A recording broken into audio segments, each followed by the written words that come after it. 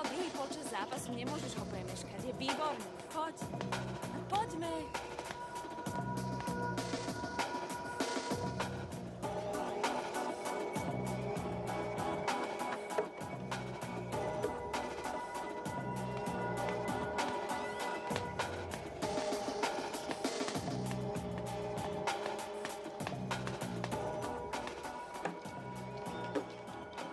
Čo to robíš?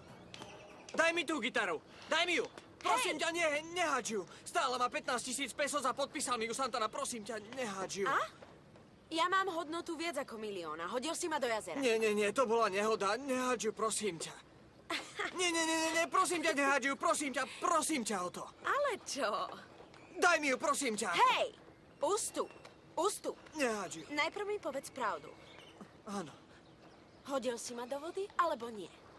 Pravdu povediac, áno. A teraz mi daj moju gitaru. Prosím ťa, daj mi. Veľmi dobre. Nie, neháč ju. Ups! Už to nie je gitara. Teraz je to Uhni! pustý domček pre rybičky. Nenájdeš ju, maličky.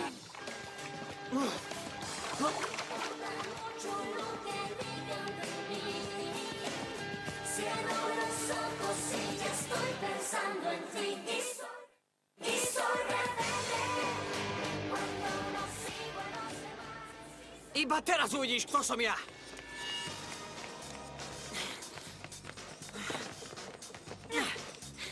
Kto si myslíš, že si? Hovorím s tebou. Nebojím sa ťa. Nie?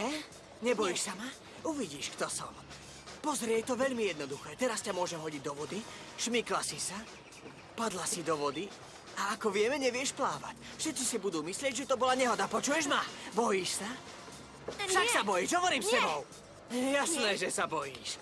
Veľmi sa ma bojíš, pretože si sa pustila do niekoho, kto má veľkú moc. Si iba slabou napodobeninou svojho otca. Ten, čo má moc, je on. A ty nie si nikto. To nie je také isté. Navyše viem, že ty píšeš tie anonymy.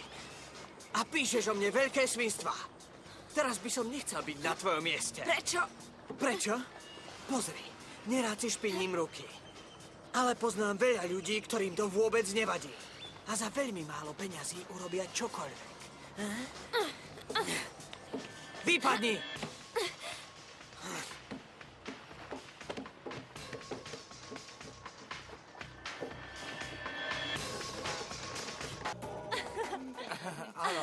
Ako sa máš? Dobre. Dobre? No, nechám vás, aby ste sa mohli navečerať.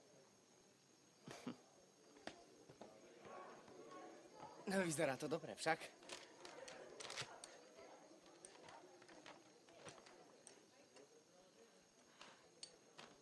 Nie, to nemôže byť pravda. Čo je toto? Kto mi dal toto do obrúska? Čo to je? Čo sa stalo? Píše sa tu zvláštny prípad gitary nájdenej vo vode. Kam ideš? Nech tam o mne nič nie je, inak si ma neželaj, rozumela si? Teraz ťa môžem hodiť do vody. Pošmykla si sa a spadla si do vody.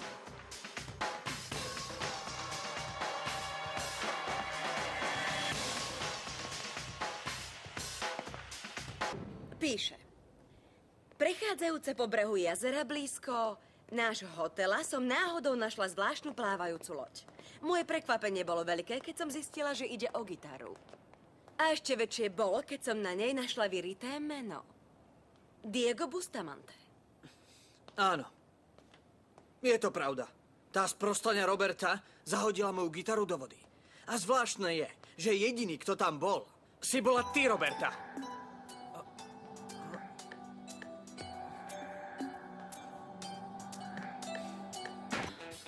Vítaj v zlatej klietke, Roberta.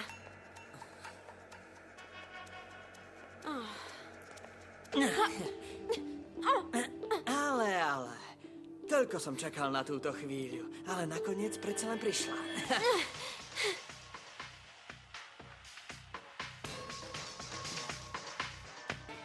Aká náhoda. Ja som ťa tiež čakala. Nemám ten pocit. Zo začiatku som bola nervózna, ale to iba preto, že som ešte nebola z očí voči mentálne chorému. Ty si len ockov chlapček. A ja sa takých malých chlapčekov nebojím. To nerobíš dobre. Pretože ja vždy, počúvaj ma, ja vždy dosiahnem, čo Pusti ma. chcem. A to, čo chcem v tejto chvíli, je, aby ťa vyhodili zo školy. Po dobrom alebo po zlom, je mi to jedno. Ani po dobrom, ani po zlom. V žiadnom prípade neskončíš tento ročník. Čo ty na to, Záhadná novinárka z 5. ročníka. Počúvaj ma, ty hlupák. Keby som chcela o tebe niečo uverejniť, nepísala by som o tvojej gitare. O tebe sa dajú napísať oveľa zaujímavejšie veci. A ak ma budeš otravovať, dokážem ti to, rozumieš? Túto školu nedokončíš! To sa ešte uvidí. Čo sa tu deje? Iba som sa tu stretol s priateľkou. Dobrý Pán deň. Bustamante, čo vy robíte medzi ľuďmi z vidieka? Ja som Roberta Pardová. Som spolužiečka vášho syna. Už viem, že nie je celkom normálny, ale nebojte sa. Dám na neho pozor. Stalo sa niečo. Neviem. Prečo sa nespýtate Diga? Nič sa nestalo, otec. Poďme, máme ešte prácu. Tešilo ma, Roberta. Aj mňa.